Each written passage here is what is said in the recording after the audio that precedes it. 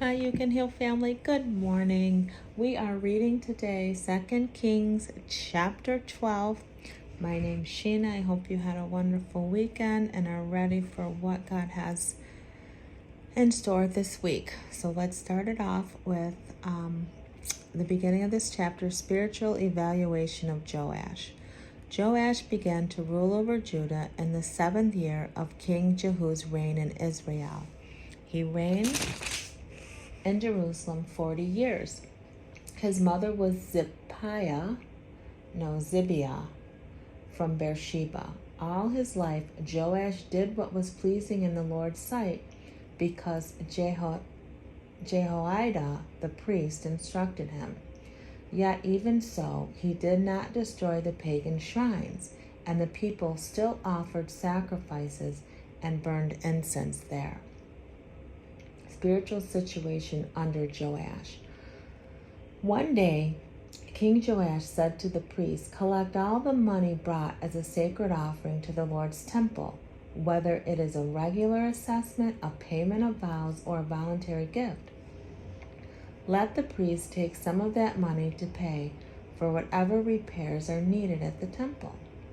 But by the 23rd year of Joash's reign, the priests still had not repaired the temple. So King Joash called for Jehoiada and the other priests and asked them, "Why haven't you repaired the temple?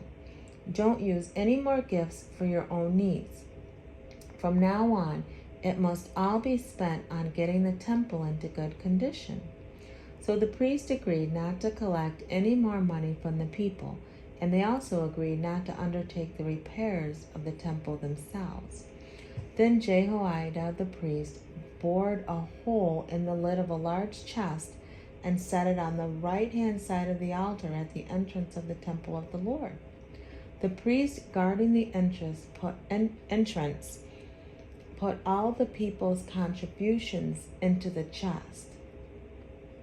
Whenever the chest became full, the court secretary and the high priest counted the money that had been brought to the Lord's temple and put it into the bags. Then they gave the money to the construction supervisors, who used it to pay the people working on the Lord's temple, the carpenters, the builders, the masons, and the stone cutters. They also used the money to buy timber and cut stone for repairing the Lord's temple, and they paid any other expenses related to the temple's resurrection. The money brought to the temple was not used for making silver cups, lamp snuffers, basins, trumpets, or other articles of gold or silver for the temple of the Lord. It was paid out to the workmen who used it for the temple repairs. No accounting was required from the construction supervisors because they were honest and faithful workers. However, the money that was contributed for guilt offerings and sin offerings was not brought into the Lord's temple. It was given to the priest for their own use. Well, it seems like everything there was in order. I like how, there were carpenters, builders, masons, and stone cutters. This was done really well. The next section is political situation under Joash, verse 17. About this time, King Hazael of Aram went to war against Gath and captured it. Then he turned to attack Jerusalem.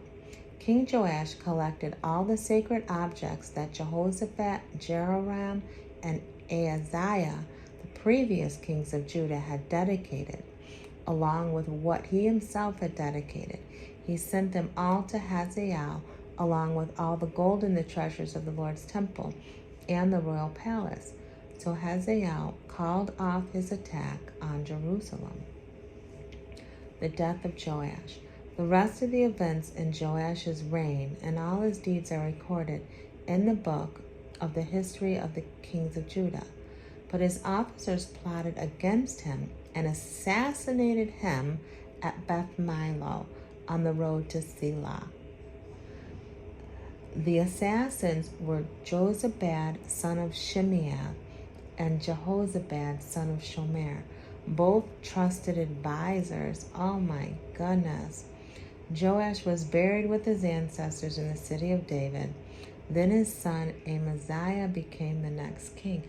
So he was murdered, basically, assassinated by his trusted advisors. Oh, see, that's why we gotta really be careful of those who are close to us. Like, make sure you know the people you're dealing with. Everything was going so well. Poor Joash. Oh my goodness. All right, You Can Heal family. That ends chapter 12. We'll be back tomorrow and read chapter 13. It's never a dull moment in the Old Testament. Oh gosh. Have a wonderful day, and always remember that true healing begins with self-love. Why? Because God is love and He lives on the inside of you. We'll be back tomorrow. Bye.